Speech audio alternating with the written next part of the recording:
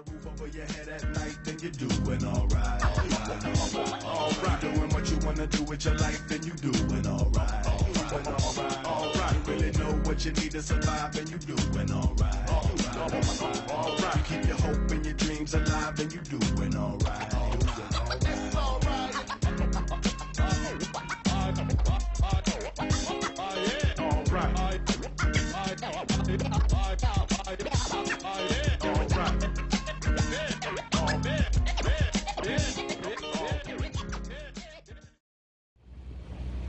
We left home before the sun was up on October 16th and started on our adventure south. Ready? Unfortunately, we had to leave our pup Sammy at home with family. She just felt more comfortable having all four paws on solid ground. Lily, our cat, did come along for the ride. Our trip would take us from the Chesapeake Bay in Maryland, down through the ICW, all the way to Florida with stops along the way. We passed under my favorite bridge in the C&D Canal, and then the Chesapeake Bay Bridge on our way to our first stop in Annapolis. We peppered down the Chesapeake, past the many lighthouses to Norfolk, Virginia, and the mega ships that line the channel. Up next was the Dismal Swamp, which unbeknownst to us would become the highlight of our entire trip down the ICW.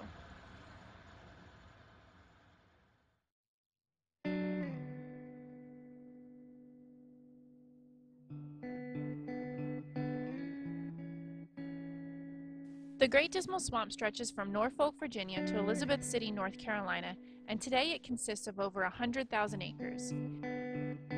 Many groups of people have inhabited the swamp, including coastal Native American tribes and African Americans escaping slavery on the Underground Railroad.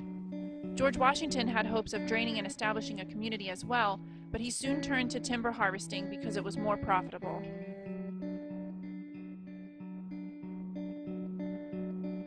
This brings us to the Dismal Swamp Canal, which was built to assist in transporting all those trees they cut down. It was completed in 1805 and is the oldest continually operating man-made canal in the country. Hurricane Matthew caused the canal to close in October of 2016 due to extensive storm damage. After a year of cleanup, the canal reopened on October 31st, 2017, which was also the day that we arrived. That green stuff you see coating the water is duckweed, and it built up after a year of inactivity and clogged all of our engine intakes. But regardless of the duckweed, we thoroughly enjoyed our trip through the swamp and met new friends that would soon become our family away from home.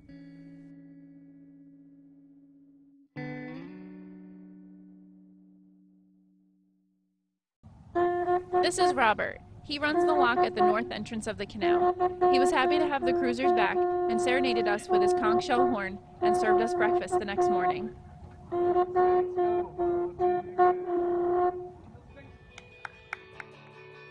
After the Dismal Swamp, the cold weather caught up to us, and we quickly began pushing south as fast as we could. We made our first ocean passage from Beaufort, North Carolina, to Charleston, South Carolina, and were accompanied by a pod of dolphins that played in our wake for hours.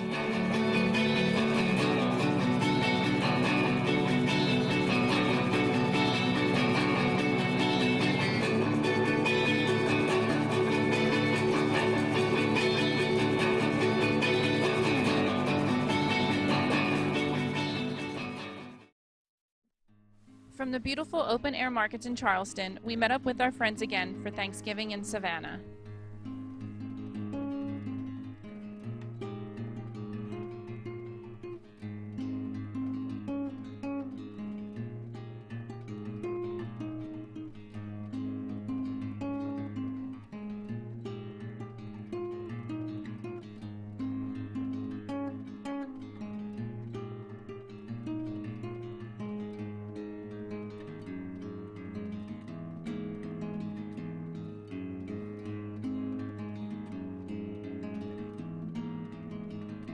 We spent our first day volunteering for Savannah's Feed the Hungry, which provides one of the largest sit-down dinners in America.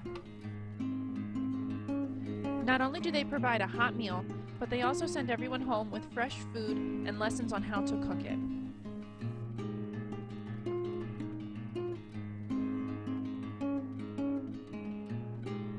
We then treated ourselves to lunch at the Wilkes House, where they served you 25 amazing dishes, family style.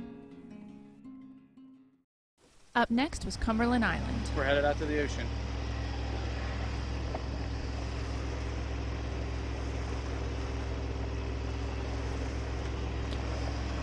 Right at sunset. We left Savannah this morning. We're headed to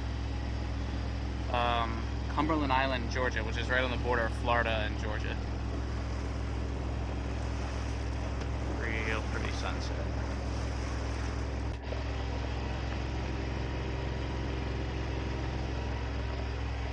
Got our buddies with us.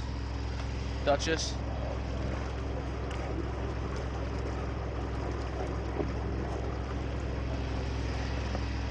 Here we go.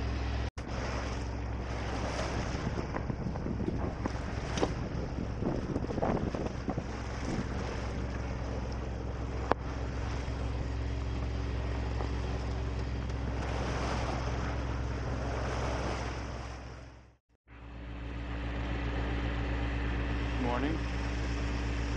We sailed through the night. It was a pretty rough night, not weather-wise, just the amount of work we had to do.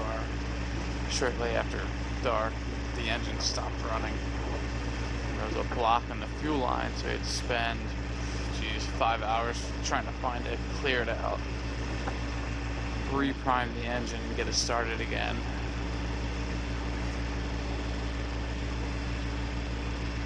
Tiring. But we got it up and running. We've been motoring for hours now, so I think we're okay. Duchess is still just off of our starboard stern here. Normally we would have been arriving by now, but because of the whole debacle with the engine, we got delayed and the Duchess hung around, which was awesome, just in case we needed some help. Which is good. We'll navigate the inlet in the morning and then go into a little anchorage. Probably catch up on some sleep. Later that day, we took the dinghies to shore to start exploring the island. Located off the coast of Georgia, Cumberland Island is famous for its beautiful beaches and feral horses that roam freely. The island also consists of salt marshes and a maritime forest filled with oak trees covered with Spanish moss and palmetto plants. The only way to get here is by private boat or ferry. I wonder what they're looking at.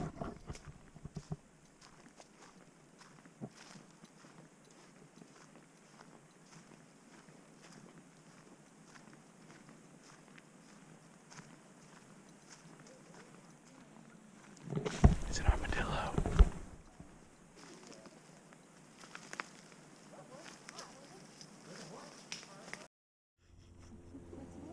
Matt, do your sound. Call it over. Ready? Mm-hmm.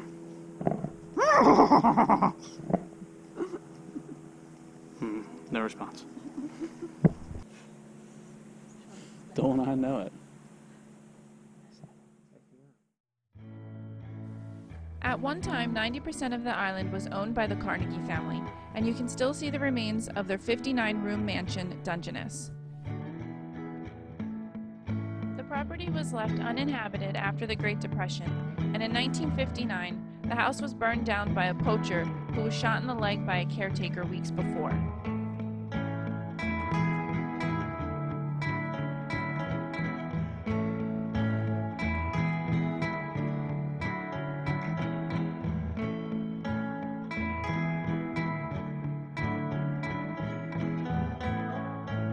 In 1972, the island was designated as a national seashore, so now everyone can enjoy this lovely place.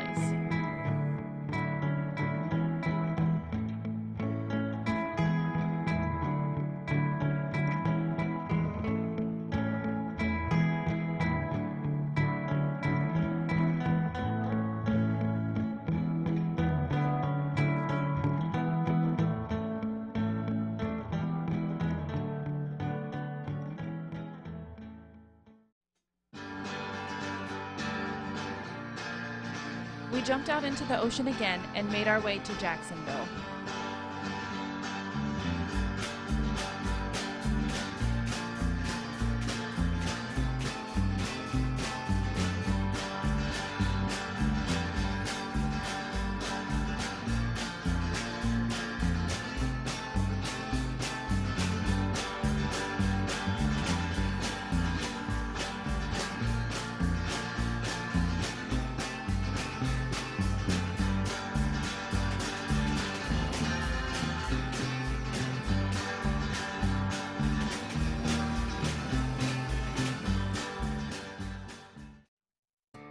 We enjoyed our time on the free docks in Jacksonville and were so happy we had made it to warmer weather and palm trees. However, we were not excited about the insane amount of bridges we'd now have to go through.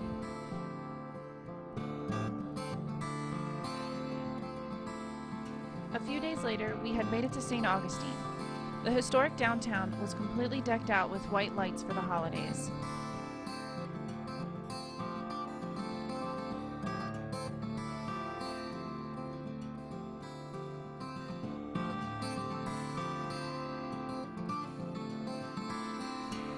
We took a tour of the St. Augustine distillery, where we enjoyed a few handmade cocktails with their own in-house spirits. Good morning. After several beautiful days in St. Augustine, we've decided to get up not that early. We went through the inlet at 10, and now we're back out into the ocean. And we are headed south to either Cape Canaveral or Fort Pierce, depending on how the weather turns out. And we have sailed essentially out of a nice, calm, sunny spot into fog. And there's no wind, there's no waves, there's no nothing. But we do have a little bit of a convoy with us. We got Duchess ahead of us and a couple of boats that are behind us. Tom and a fourth boat that I'm actually not familiar with. But take a look around.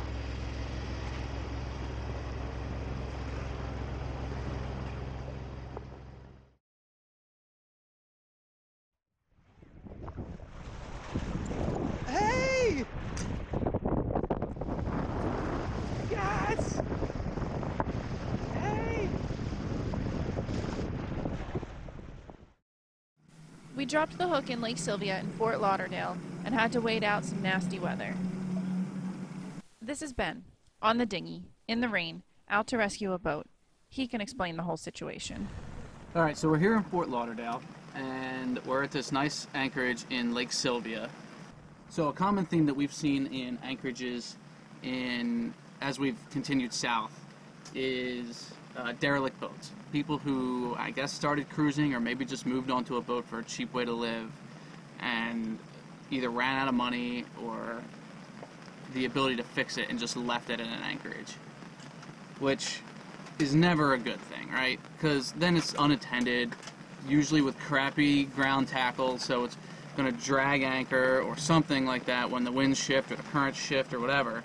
This boat, right over here, had dragged across the entire anchorage. It was at one point way over there and dragged across the whole anchorage and damn near hit this guy's massive sport fisher.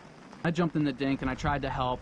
The anchor looks like it reset, fortunately, just before it got to his boat. The boat was swinging like crazy, so I went out and tied a line from the stern to the guy's piling, which he agreed was the best course of action as well, just to keep it from swinging and maybe unsetting the anchor yet again, dragging the anchor yet again. He called the police and the fire department and various other organizations, CETO, but the predicament is no one wants to tow it because there's nowhere to tow it to. CETO is not going to come out and tow it unless they're getting paid. Fire department has nowhere to put it. The police station has nowhere to put it. No one really knows what to do. I mean, it just gives us all a bad name. It gives us, the cruisers, a bad name who come here legitimately to use an anchorage. One of the few anchorages left in this area that doesn't have some type of restriction on it.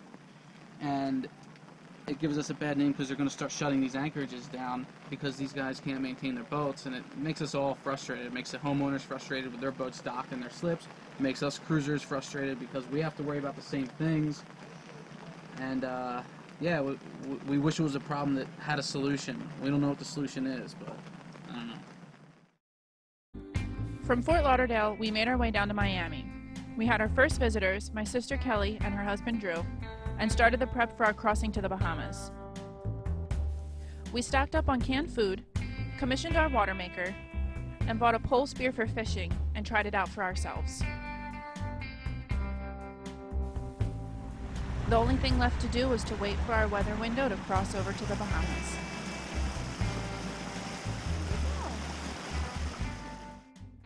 Early this morning, stretching and yawning, preparing for the daily challenge. Solutions will surely arise, but I won't sweat them. I just tackle them all one at a time and then forget them, cause I'm focused on what's happening next. Won't let them hold me, cause time is of the essence, and my life's my one and only. I'ma ride it till the tires burn off, grinding metal on the asphalt, sparks in the road, foot on the pedal, both hands upon the steering wheel, stay on the road. So when I'm old, I can reflect on what I've learned through the struggle, how these hard times have taught me well, enlighten my spirit and showed an alley cat to survive in the jungle. It ain't easy. I keep my nose on the grind and maintain a level consciousness of the mind. You won't hear me complain, cause bro, I don't have the time. I tell ya, long as I'm breathing, everything's fine.